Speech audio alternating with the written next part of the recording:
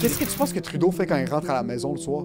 T'arrives à la porte à Trudeau, t'écoutes en la porte, c'est comme With arms wide open! Il est assis avec une tête de dos dans les deux jambes! Tu déposes un Libanais quelque part. Moi, je veux dire qu'il va fleurir. D'autres personnes vont dire que c'est un cancer, mais... Ils vont être capables de créer de l'entrepreneuriat. Ouais. Ça, c'est à quel point t'es un esti de paresseux.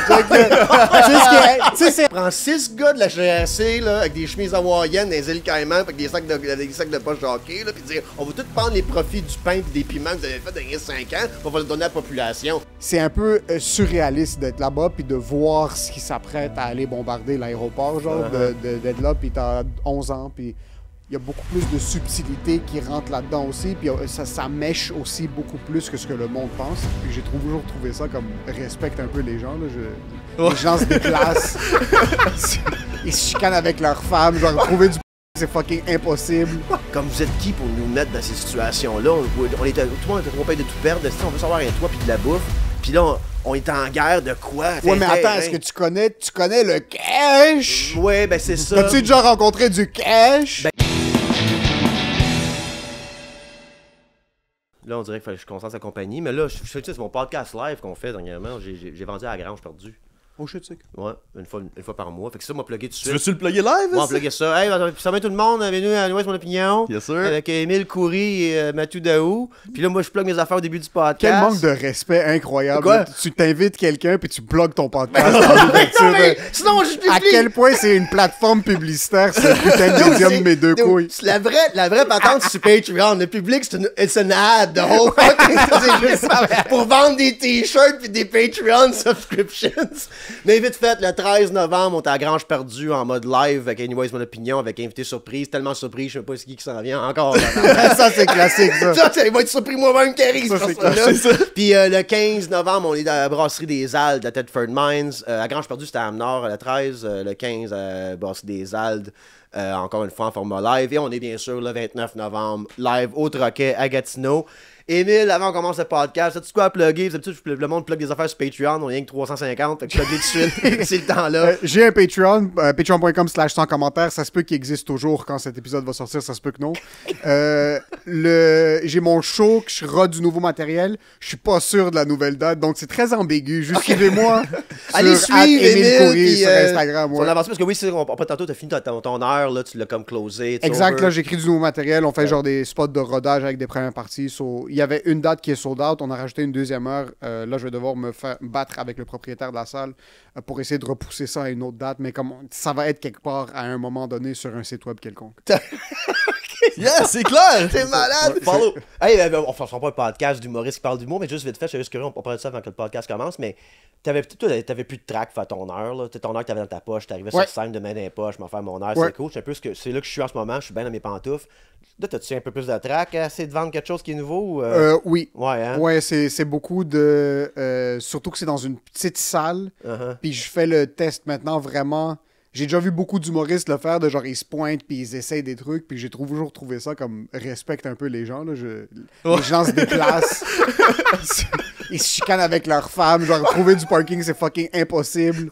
Ils rentrent dans la salle, ils s'assoient, puis toi l'humoriste c'est comme je suis un artiste, il sort des Kleenex. Je vais essayer de faire les cigarettes! Ouais, c'est ça, exact. Mais après, je suis comme, tu sais quoi, j'ai envie de l'essayer pour me donner ce lousse-là. Ouais. Puis cette plateforme-là, d'être capable de monter, c'est à peu près que je vais faire avec ce spectacle-là. J'ai des numéros un peu flous qui fonctionnent semi, que je pourrais me démerder avec ça. Ouais. Mais il y a genre un 15 minutes de buffer que j'aimerais être capable de refaire puis me permettre de faire ça. Puis commencer à bâtir ta nouvelle heure au travers Exact. de l'année, tout Ouais. ça. Malade. Mais je suis pas rendu là dans mon moment. Il me fait très peur ce moment-là. Je suis tellement bien Ça va arriver. fait que ça C'est va pas le temps arriver, encore. c'est sûr, quelque temps. C'est pour ça qu'il n'y a pas de clip de mon stand-up nulle part. C'est pas encore le temps. Je veux Maintenant, pas c'est le temps brûler de faire... une joke. moi. Je te comprends. même Puis temps- maintenant, c'est le temps de faire des podcasts live à Thetford Mines. C'est ça le temps Exactement. maintenant. C'est ça, c'est pas ça, Ça, là. c'est ça. C'est une bonne deal. Ça, c'est le rêve. Hey, Jerry. Ça, c'est le rêve. Mais T'es un esti de paresseux, mon gars. C'est incroyable. Le gars, avant de se booker une tournée de son heure, il se book des podcasts live qui nécessitent zéro effort quelconque. Là. On est la même personne. Mais vous avez fait dessus votre live sans commentaire? On a fait des lives sans commentaire. Là, on en avait fait un récemment. Ouais. Là, on va en refaire d'autres éventuellement. Mais oui, c'est fucking nice. C'est pas l'idée d'être le prochain sexe oral avec comme un aréna de 3000 personnes. C'est pas ça l'idée. C'est que tes fans qui sont fans ont accès à tous les lives. C'est quand même le fun, pareil. Puis pourquoi on le fait mensuel? Tu sais, à Grange, ça va être mensuel à partir de novembre. Puis au Troquet aussi. C'est que c'est jamais le même show. Fait que tu peux avoir des réguliers. Oui. Tandis que moi, je fais mon heure au Troquet, mettons... Ça, c'est à quel point t'es un esti de paresseux. Tu sais, c'est incroyable de podcast live, c'est que c'est pas le même chose. Je peux revendre le même 15$ aux mêmes personnes constamment. Je dois convaincre 100 personnes dans une région une fois par mois, venez me voir. Je dois pas me forcer à aller chercher de la nouvelle clientèle. Je peux juste rentabiliser les mêmes 53 personnes. Si tous mes fans au Québec me donneraient 1000$, je serais millionnaire. Mais c'est vrai, c'est ça la niche. Moi, je suis un gars de niche. Moi, j'ai besoin de 2000 personnes. Exactement. Moi, j'ai besoin de 2000 personnes. 2000 personnes, là, me donne. 2000 personnes, je peux planifier une genre de semi-retraite. Je peux commencer à penser à mon futur. Là. Émile, on rentre dans les sujets, là, puis on en parle tant que tu veux. T'es Libanais. Oui. Comment tu te sens par rapport à Israël? Il est comme, bon, on va faire gazon, on va aller voir le Liban un peu. Comment ça t'a-tu affecté, comme t'as de la famille là-bas? Ouais, j'ai de la famille là-bas.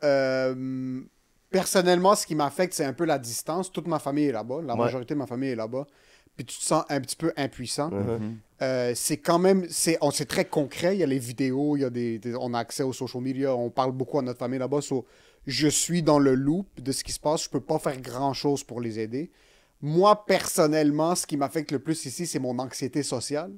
Parce que j'aborde des connaissances juives israéliennes ici. Ouais. Puis il y a tout le temps la première seconde de genre, on se regarde, on se fixe dans les yeux, puis t'es pas trop sûr comment approcher la personne. Mais après, on se hug, puis on se rappelle qu'on s'aime ici, puis qu'on est... Pas qu'on est déconnecté de ce qui se passe là-bas, parce que tu regardes la personne, moi, il y a un humoriste qui me passe en tête que lui, sa famille est en Israël, et eux, ils se font bombarder, et vice-versa. Moi, ma famille est au Liban, puis eux, ils se font bombarder, puis la situation est pas similaire. Mais oui, là-bas, c'est le bordel, c'est des centaines de milliers de personnes qui dorment dans des tentes en plein milieu du centre-ville. Là, la température va commencer à être de plus en plus froide, puis c'est sûr que c'est pas des hivers à moins 40, mais ça reste que quand ce qui te protège des intempéries de la nature, c'est une culotte. Là. C'est quand même fucking difficile ces temps-ci. Puis c'est aussi déjà qu'il y avait énormément d'insécurité financière depuis les 4-5 dernières années. Il y a eu la révolution, l'explosion en 2020, la situation économique est atroce. Les politiciens, c'est des estis de crosseurs, c'est des fils de pute. C'est juste une culmination totale de comme... C'est même plus la goutte qui a fait déborder le vase, c'est que le vase déborde, ça fait des années. Tu l'as bien dit, tu sais, comme t'as un ami israélien, tout ça, peu importe. Ouais. Tu sais, le monde, là, on est tellement aveuglé par des drapeaux, des ethnicités, des religions. C'est un problème de régime, là. Ouais. Pas un régime alimentaire, là, mais comme le régime de Netanyahou qu'il y a là. Look at the regime. C'est comme genre haïr les Iraniens. Non, j'aime pas l'ayatollah. Je le trouve pas cool, gars. Moi, je le trouve pas cool, ça gang de monde qui battent des femmes, qui se mettent pas leur voile dans la rue. I don't like that guy. Mais c'est pas ma job non plus d'aller occuper le pays et partir en guerre contre eux autres, là. C'est pas ta job non plus de détester les Iraniens non plus. Exact. J'ai pas une haine envers les Juifs ou les Israéliens. C'est juste que il y a une certaine partie de la population qui supporte un régime totalitaire. Puis là, tu veux parler de fascisme, parle pas de Trump, parle d'autres personnes. Puis t'as du monde qui sont on the receiving end, t'as du monde qui sont on the giving end. Maintenant, il y a beaucoup plus de subtilité qui rentre là-dedans aussi. Puis ça mèche aussi beaucoup plus que ce que le monde pense. Mais d'un point... Moi, mon calice des régimes, d'un point de vue politique, faut que tu regardes, il y a des humains, en fin de compte, au bottom. Le bottom line, c'est des humains. Ben moi, j'étais sur mon podcast, ça va trop payer de tout perdre, c'est le monde qui paye, là. Si ça trop paye de tout perdre, ta religion, ton unicité, ma calice, on est dans la même gang. Mais dès qu'on parle de même, là, on se fait traiter de communiste ou on est assassiné. Tout le monde qui ont parlé, genre, hey, à trop payer de tout perdre, est-ce qu'on nationalise nos ressources? Là, tu finis empoisonné avec une soupe, ton char se fait sauter. Tu te suicides avec un shotgun dans le chest, t'es pendu à un arbre, on trouve le shotgun à 3 km, c'est bizarre. La police arrive chez nous, même je suis sur le toilette avec la tête entre les deux jambes, c'est un suicide. Oui, littéralement. Dans une valise. J'ai ma graine dans ma gueule, mais la tête sur mes genoux. Il s'est suicidé, 100% avec une lettre de suicide écrite avec genre un pencil gel bleu, mauve, super bien, avec clairement l'écriture d'une femme. Oui, c'est un suicide. Ouais, c'est ça. Exactement. Ok, je suis juste curieux, par exemple, justement, comment tu Ouais, fais la par rapport situation à est ça. fucking weird, puis c'est... on dirait qu'il n'y a pas de fin. Non, non, non. Ça fait que le Liban est en guerre civile depuis les années 70, 75. Puis j'entends parler, moi je ne l'ai pas vécu, mais c'est mon père qui me raconte les histoires, mais c'est très cyclique. Moi j'étais au Liban en 2006, quand il y a eu les derniers affrontements entre le Hezbollah et l'Israël. Et on a été sortis par des bateaux. C'était le Canada qui a envoyé des bateaux pour nous sortir. Puis il y avait beaucoup de support international pour sortir les expats libanais, pour les ramener à leur pays. Puis on était dans les montagnes. Et malgré ça, malgré le fait qu'ils étaient en train de bombarder le sud et le secteur un petit peu plus proche de Beyrouth, t'entendais quand même les avions à longueur de journée passer, les avions israéliennes. Ouais. Puis c'est un peu surréaliste d'être là-bas puis de voir ce qui s'apprête à aller bombarder l'aéroport, genre, d'être là, puis t'as 11 ans. Puis moi, c'était pas réel pour moi. Ouais. Parce qu'on n'était pas dans les zones très chaudes. Ouais. Mais ça reste que t'es là-bas, je sais que c'est pas ma maison qui est en train de se faire bombarder. On dirait que je savais qu'on allait être capable de nous sortir de là-bas. Mais ça te frappe quelques années plus tard. Genre, ils nous ont pris du Liban puis ils nous ont emmenés à Chypre. Ok. Puis à Chypre, on est resté une journée complète dans un gym. Le réfugié esthétique là, au complet. Là, genre les... Mais t'étais en visite là-bas ou t'habitais là-bas? Nous, on allait chaque année, on allait C'est visiter ça, ma exact, grand-mère. exact, Ouais, exact, on ouais, visitait ouais. mes grands-parents, puis on Ouais. passait l'été là-bas. Mais puisqu'il fait trop chaud à Beyrouth, mes grands-parents nous prenaient, puis ils nous montaient au nord. Ouais. Puis là-bas, les amis de mes grands-parents sont propriétaires d'un hôtel là-bas. So, ils nous faisaient genre un deal de famille, de comme Ouais, on ouais. restait là-bas les 2 mois. Un peu comme si on louait un chalet pour 2 mois. So, nous, on était déjà au nord. Mais c'était la première année, malgré le fait que ça faisait 4-5 fois qu'on y allait, c'était la première année qu'on voyait des bus de gens monter. Puis c'était des pour se sauver autobus du qui se sud. sauvaient du sud, Uh-huh. qui débarquaient. Puis nous, c'était chill parce qu'il y avait plus de jeunes. C'est un hôtel de vieux. Ouais. Mais c'était la seule année où est-ce qu'il y avait des kids. Puis on s'était fait fucking plein d'amis là-bas. Puis ça a été genre un des meilleurs étés de ma vie pendant que Malgré le monde tout. perdait leur maison au Wow. centre-ville. Ouais. Malgré tout. Mais finalement, en sortant de là-bas, c'est qu'on est dans le gymnase à Chypre, qui est une île très proche. Ils nous ont pris en bateau. Ils ont repurpose un bateau, un genre de cruise ship. Puis ils nous ont sortis, puis ils nous ont emmenés à Chypre. Puis t'es là-bas, puis on est comme 500 personnes dans un gymnase. Ils nous rachent notre bouffe. Ils nous donnent ça dans des petits contenants en plastique. Puis ma soeur a 2 ans. Ma mère nous avait sortis. On était moi, mon petit frère, ma petite soeur. Ma petite soeur qui a 2 ans, mon petit frère avait 8-9 ans. Puis elle a pris mes cousines, puis 2 de mes cousins du Liban. So, ma mère s'occupe de comme une flotte de 10 kids qu'elle doit gérer. On est le dernier bateau qui avait quitté aussi là-bas parce que le gouvernement Harper, qui est un gouvernement qui était un très grand supporter de l'Israël, a pris énormément de temps avant d'envoyer des bateaux pour nous sortir de là-bas. Mais t'es là-bas, t'as 500 personnes dans un gymnase, on dort sur des matelas en mousse. C'est l'ONU qui supportait là-bas, c'est la population locale. So, t'es assis puis t'es comme, OK, je sais que je suis en train de vivre quelque chose. C'est quoi? Ouais. Je suis pas sûr c'est quoi, mais ça te frappe pas. On est arrivé, puis comme le monde, hey, t'es-tu correct? Je l'ai pas personnellement vécu, mais en rétrospect, t'avais du monde qui était vraiment en train de le vivre de manière beaucoup plus chaude, puis qui avait pas de... Le truc qui fait mal quand tu vois la Palestine, puis quand tu vois le monde vivre ce qu'ils sont en train de vivre au Liban, c'est qu'il y a des gens qui ont pas de solution.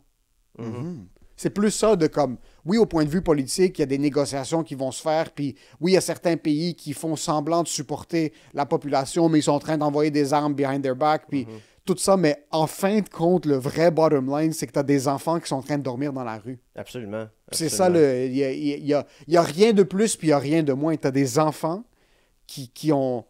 T'as des parents palestiniens, t'as des parents libanais qui sont coincés à essayer de trouver assez pour être capable. Imagine, t'es un Palestinien, puis tu dois aller faire l'épicerie. Non, exact. T'es dans la exact. bande de Gaza, puis il y a des supermarchés. Mais il y a des supermarchés, des cabanes qui te vendent de la bouffe. Puis tu penses que l'inflation est tough ici. T'as pas de... Ouais, c'est plus ça. C'est une situation qui est très difficile. On est très déconnecté. Je pense pas qu'il y a des solutions. Sincèrement, je pense qu'il n'y a pas de solution. La seule solution, c'est qu'une bombe nucléaire éclate. Ça, l'Europe, l'Amérique du Nord, l'Océanie, Ouais, c'est une solution. éclate la planète au complet, puis qu'on est comme, hey, on retourne à la table à dessiner. Là. Je vois pas de solution. Ben, tu sais, la solution, c'est d'arrêter d'appuyer le gouvernement d'Israël quand il agit comme ça. Puis c'est les premiers présidents des États-Unis qu'on a en ce moment, que quand ils appellent Israël, mais ils l'ont peut-être pas appelé, Reagan, même Reagan, on s'entend, c'est un gars quand même assez ultra-conservateur, là. Quand Israël avait commencé à s'activer dans les années 80, il avait appelé, puis il a dit « T'arrêtes ça là ». 24 heures après, il avait arrêté. Fait qu'on a le pouvoir de l'arrêter, Netanyahou, si on coupe les valves de l'argent puis des armes, right? Ouais, ça fait quoi? Ça fait depuis octobre 2020. Ouais, mais là, on le fait 2023 pas. que ça a lieu. On le fait pas, mais qui va le faire? Mais ça sera pas... La chaussette? Puis ça, je veux dire, en ce moment, les élections qui s'en viennent, là, c'est la première fois qu'on n'a pas comme Kamala, elle fera pas rien pour l'arrêter. Ouais, mais comme on parle au présent, Biden est en dessous d'un sofa quelque part. Non, en ce moment, non. En ce moment, il n'y a rien de ça qui se passe. Biden... Non, en ce moment... Tu peux même pas encapsuler l'état d'être de Biden. Même le fentanyl, ça donne pas l'effet que Biden vit au quotidien. Ça, Okay? là, man, Ça là. fait 3 mois, il y a personne. Du legacy politics, là, c'est la pire chose au monde qui est arrivée aux États-Unis. Hillary Clinton, là, c'est pas même qu'elle était une femme, c'est qu'elle était une Clinton. Oui. On l'a fait Bush. Pourquoi on l'a refait? Non. Là, c'est Biden qui était vice-président avant comme New Blood. Puis on dirait qu'on voudrait de Tim Walz, ça, tu peux le lire, mais c'est quand même quelque chose de nouveau, pareil, sorti de nulle part. Ça gagne, Tim ça. Walz, c'est un papa. Tim Walz, c'est juste Ouais. un monsieur qui veut le bien-être de son pays. Oui, mais on l'a pas vu avant. Kamala, c'est... Ouais, Kamala, c'est Kamala. Kamala, c'est c'est 16 accents différents. Kamala, c'est une madame qui a les yeux aussi vitrés que la compagnie de mon cousin de 15 ans qui a parti en secondaire 5, Vitro Plus, là, je sais pas comment ça s'appelle. Si tu regardes dans ses yeux, t'es comme « Wow, je suis pas capable de cerner quoi que ce soit. » Non. On dirait que quand je te dis qu'il n'y a pas de solution, c'est que peu importe ce qui arrive après-demain, et après... La solution, c'est parce qu'on a une deal de 1967 avec l'Israël. Tu sais, les terrains comme qui étaient divisés là. Mais quel deal? Hein? Qui va accepter? Ben, c'est ça qui est le problème. Puis ce que j'aime pas, par exemple, du gouvernement israélien, c'est qu'il dit ça de même. Il dit bon, on a le droit d'exister parce que l'ONU a dit qu'on a le droit d'exister. Ouais, cool, nice. La planète a voté pour que tu puisses exister, cool. Mais si ça justifie ton existence, quand l'ONU a dit ça, c'est les Borders 1967, tente pas de revenir à ces. Il est trop tard, là. Ouais. Là, il est trop tard. Gaza, c'est ruiné. C'est fini. The move is comme... done. Je sais même pas comment qu'on va sortir Netanyahou de ça. va dire « Ah, OK, oui. » Puis ils vont redonner la... Mais après, Non. t'es un Palestinien qui est né dans la bande de Gaza, t'as Non. 21 ans. Non. Tu regardes autour de toi, c'est fini. C'est des rumbles, Ouais. Il y a rien de... Tu peux plus... Il y a plus de bâtiment nulle part. Comment est-ce qu'on reconstruit? Puis Moi, je vais chercher un tracteur. Puis le Liban, là, ça fait des... Puis on parle, non seulement ça fait depuis les années 70, mais tu sais, tu lis, mettons, les croisades. Ça a toujours été une place où c'était chaud, le Oui. Liban. C'est toujours une place qui a été échangée avec l'Empire ottoman, échangée de ça. Puis il y a tellement... Les Libanais, par exemple, selon moi, c'est des grands voyageurs. Big business. Big business. Big Moi, j'étais business. en Haïti, moi. Je dors chez un Libanais, tabarnak. Ouais. J'étais au Cameroun, moi. Je vois un Libanais Non, tabarnak! Pour le petit pays que vous avez, vous faites le tour du monde en tabarnak! Je pense qu'il y a 20 millions de Libanais au Brésil, genre un chiffre. Il y a plus de Libanais au Brésil qu'il y a de Libanais au Liban. Ouais. Puis C'est pas à cause de la guerre. On dit que c'est comme dans votre sang de Non, mais comme c'est aller ailleurs. notre sang est phénicien, puis c'était les premiers marchands. C'est Ok. dans les premières civilisations de nomades qui faisaient juste faire le tour du monde pour Vendre. big ouais. business. Big business! Pour big business. On est dans les premiers marchands de vin aussi de le monde. Je veux pas commencer à rentrer sur les Phéniciens, mais c'est dans le sang mais d'un autre côté, puis je l'ai vu, j'ai posté récemment une vidéo avec Rachid qui a pogné, puis j'ai touché une corde sensible au Sénégal et au Togo. Il y a beaucoup de commentaires de Sénégalais puis de personnes du Togo sur mon post, puis c'est... Je pense pas que les Libanais sont très gentils présentement en Afrique, je veux pas te mentir. Il y a le côté big business qui est devenu un peu trop big business, puis le overhead était peut-être un petit peu trop élevé. Ils sont dans une poursuite éternelle de la main-d'œuvre à très bas prix. Ouais. Oui, les Libanais sont partout, Ouais. mais oui, tu déposes un Libanais quelque part. Moi, je veux dire qu'il va fleurir, d'autres personnes vont dire que c'est un cancer, mais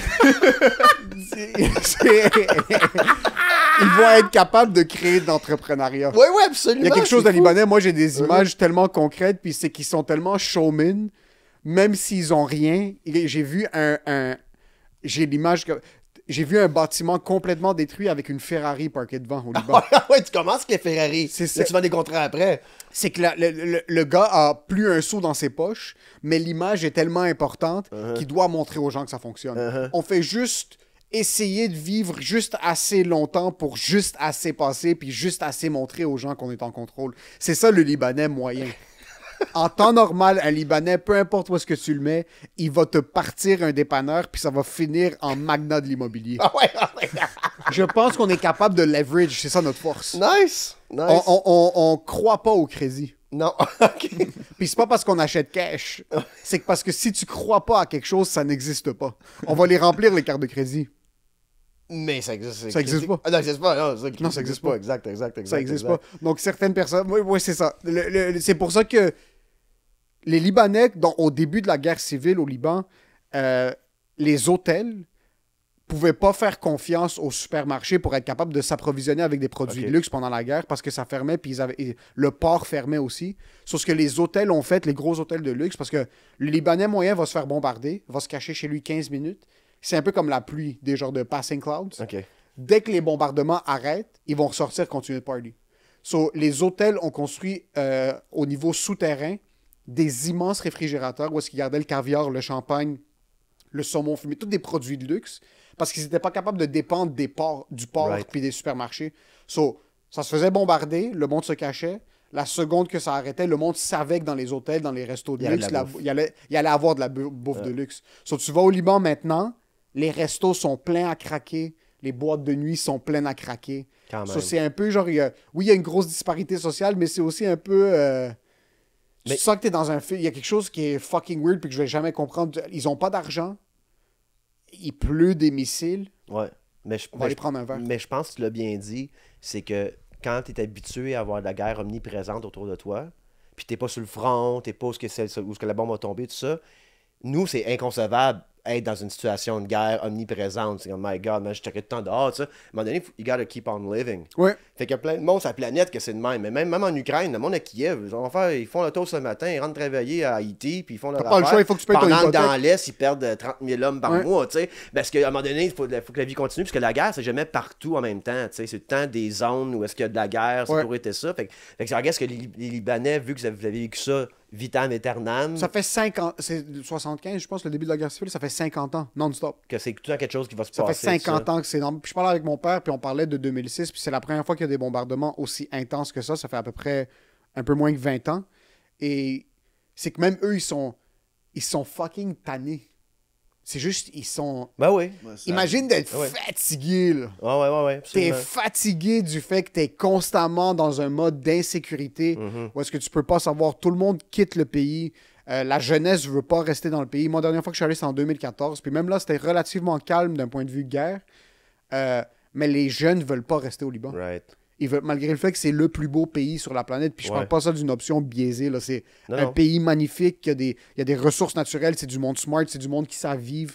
La richesse culturelle libanaise est incroyable. Tout le monde parle 3 langues. Tout le monde est intéressé par la culture. Mais c'est juste que tu gradues de l'université, tu as un bac en business.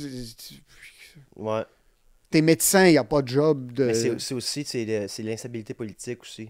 Oui, c'est des à fraudeurs l'interne à un même, niveau... à l'interne même, parce que dans le livre Great War for Civilization de Robert Fisk, c'est un gars qui a vécu pendant 40 ans au Moyen-Orient, puis lui habitait à Beyrouth. C'est sa zone, c'est sa base. Fait qu'il a couvert l'Afghanistan, l'Iran, il a couvert l'Irak, tout ça, mais c'était sa base de Beyrouth. Puis il disait, man, c'est fou, tu sais, je rencontre un dignitaire libanais le mardi, prendre un café avec, qui me parle de sa patente. Je retourne vivre chez nous, le bord de la rue, jouer son char, se faire sauter. Ouais, classique. Comme une semaine après. Ouais. Tu sais, je viens de serrer la main au gars, c'est comme un classique au Liban. Ouais. Pas tout le temps. Comme je dis, c'est omniprésent, c'est pas à chaque jour, c'est pas... Mais c'est une réalité mais en tant que omniprésent politicien. Il faut que dans tu la comprennes que politique. tu t'exposes à certains risques. Puis la question religieuse aussi au Liban, non? Ouais. Là, quoi, tu me diras, mais t'es quoi ta religion? Moi, je suis chrétien. T'es chrétien, mais... Mais je suis chrétien maronite. Maronite, hein? Exact. Je Je suis chrétien maronite, t'as des chrétiens orthodoxes, catholiques, t'as... je pense qu'il y a... tout. C'est très sectaire, le Liban. C'est très divisé. Ouais. Il y a des druzes, il y a des musulmans de plusieurs facettes différentes. Ouais. T'as plusieurs types de christianisme aussi au Liban. Ils sont très fiers.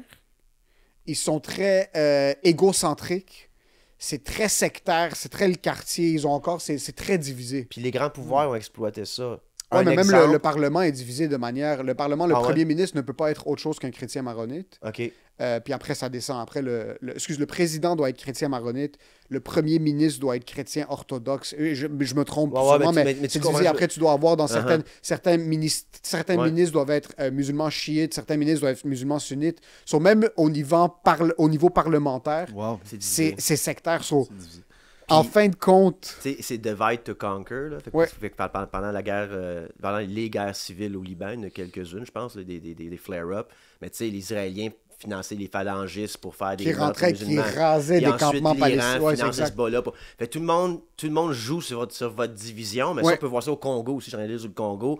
Toutes les différentes tribus du Congo sont plus proches de l'Ouganda, sont plus proches du Zaïre, sont plus proches du Zimbabwe, sont plus proches de l'Angola, tout ça. Tout le monde joue ça pour pouvoir contrôler une région. C'est crazy. Moi, je me rappelle... Tu te demandes, pour ça vient quand tu te dis, où la solution? Quand tu commences à creuser, tu creuses, ah oui, il y a ça aussi. Ah non, il y a ça aussi. T'es comme, we're fucked! Mais c'est quand tu ouvres le corps de quelqu'un, t'es comme, il y a peut-être un petit cancer des poumons, puis là, tu vois que c'est métastasé, c'est un sapin de Noël à l'intérieur. T'es comme, mais c'est fini, là. Genre, seule manière, c'est que tire-toi une balle dans la tête, on va passer à autre chose. Mais moi, depuis que je suis jeune, puis je m'assoyais avec mon père, puis j'écoutais les nouvelles, j'ai genre, c'était le matin, on déjeunait avant d'aller au primaire, là, puis je regarde la télé, j'écoute pas les nouvelles.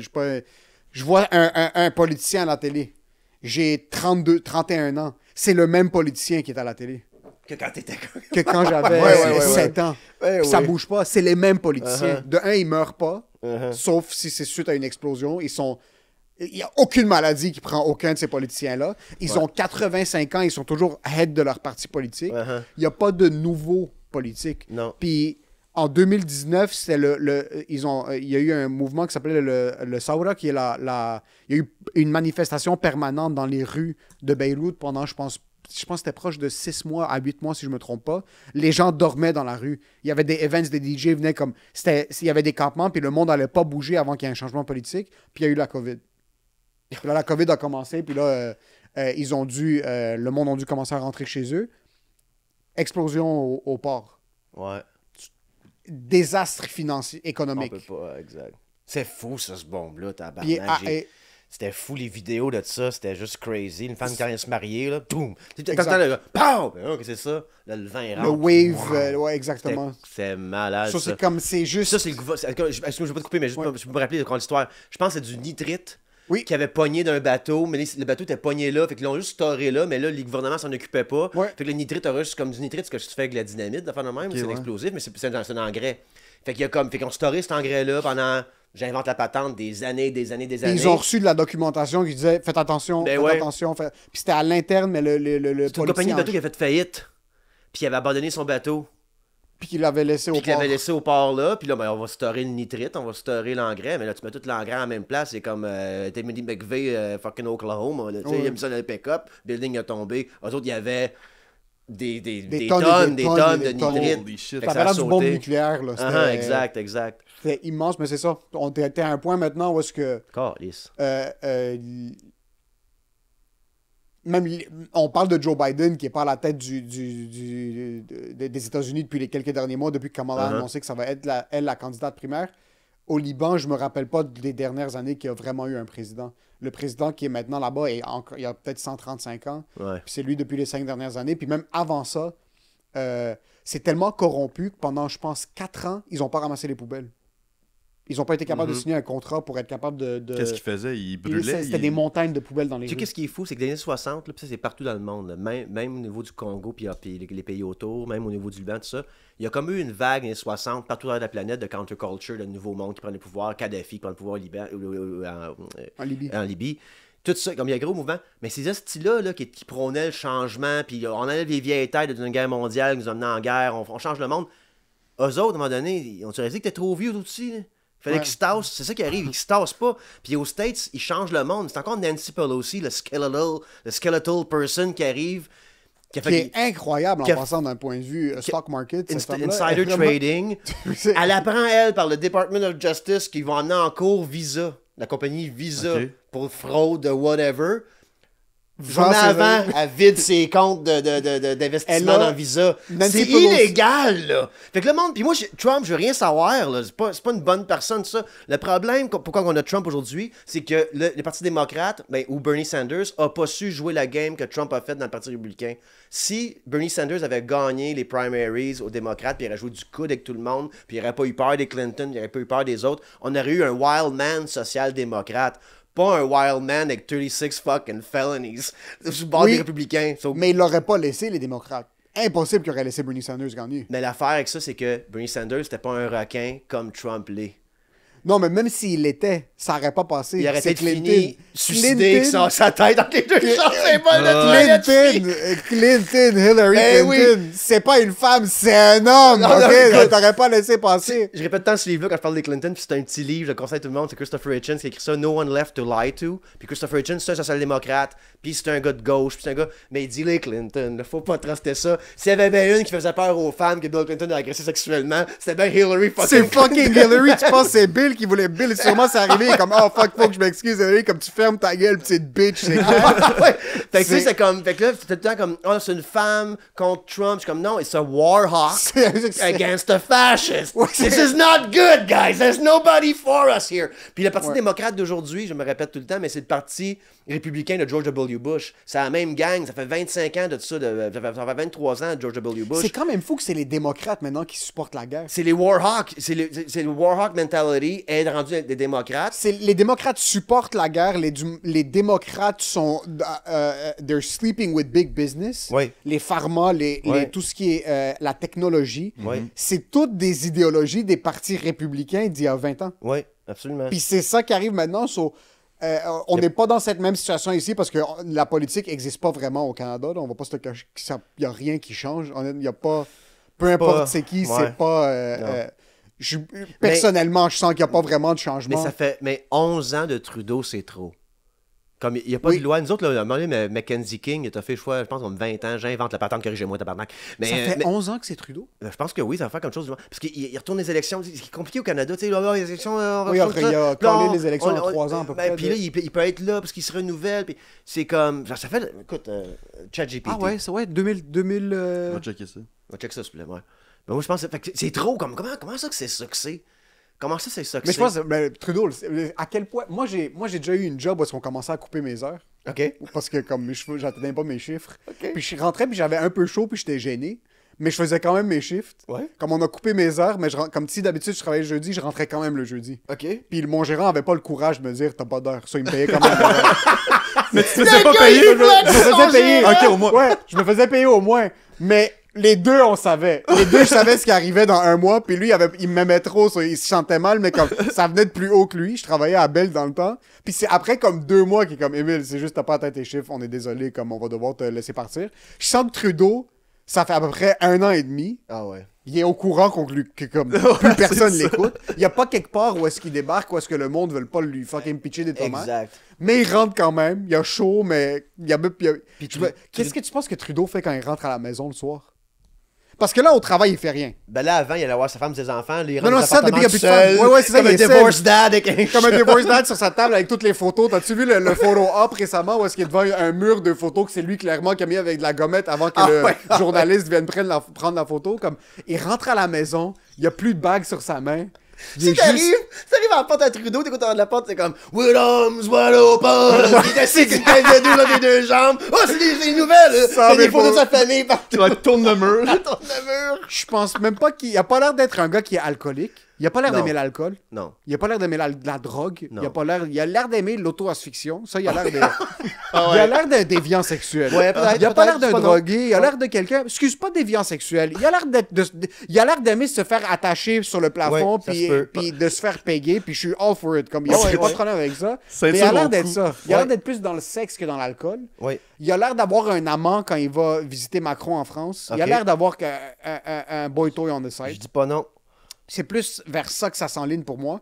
Mais je me demande vraiment qu'est-ce qu'il fait maintenant. C'est quoi une journée dans la vie? Je veux voir un Get Ready With Me avec Trudeau. Un Day in the Life. Moi, je suis un grand fan de vlog, de Day in the Life. Je veux voir un Day in the Life de Trudeau. Mais je pense que tu l'as bien dit. Le problème avec ça, là, qu'est-ce que tu viens de dire là, le Day in the Life, c'est que pour être élu, ils vont dire on peut tout changer le monde, nous autres. Puis quand ça vient à peux-tu changer ça? On n'a aucun pouvoir. Ouais, C'est comme plug-toi, tabarnak! Si tu veux être élu, comme le prix là, des épiceries, là, ça prend 6 gars de la GRC là, avec des chemises hawaïennes, des îles Caïmans, avec des sacs de poche de hockey, là, puis dire on va tout prendre les profits du pain et des piments que vous avez fait dans les 5 ans pour le donner à la population. Parce que c'est rien que ça prend, c'est une loi. Ils ont fait des profits, les épiceries ont des profits par-dessus la tête. Ouais. Là.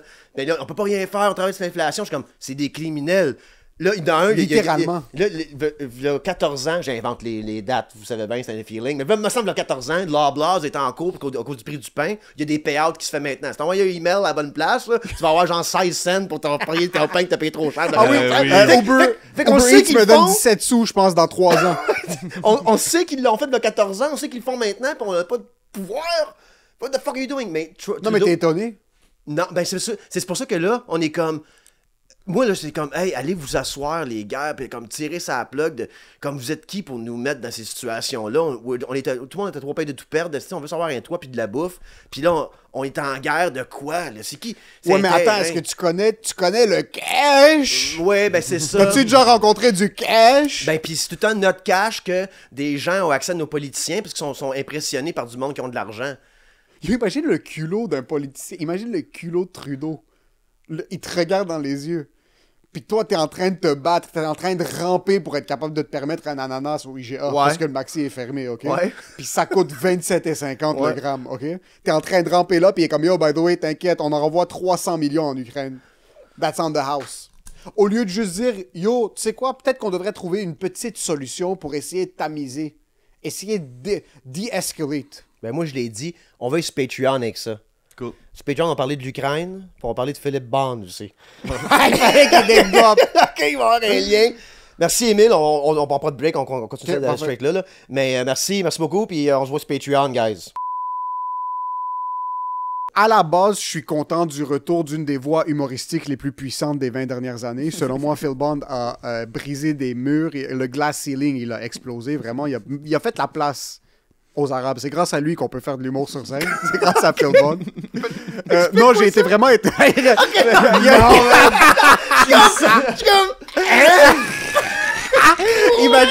Imagine, je m'assois ici, puis avec toute la connaissance de, comme, tu sais ce que j'aime, tu sais ma position sur pas mal tout. J'arrive, puis je suis un putain de gros fan de Phil Bond. Je me sens Je suis mal, genre- je suis OK, ouais.